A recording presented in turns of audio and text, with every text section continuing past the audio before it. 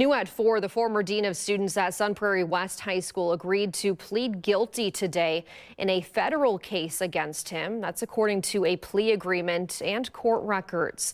The agreement shows 31-year-old Robert Gilkey-Messiger will plead guilty to production of child pornography. 2 other charges related to child pornography possession and production were dismissed as part of the plea agreement.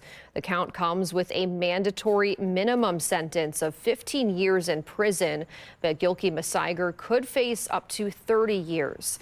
A plea and sentencing hearing have not been set yet. He also faces charges in Dane County Circuit Court, with that next court date set for March 18th.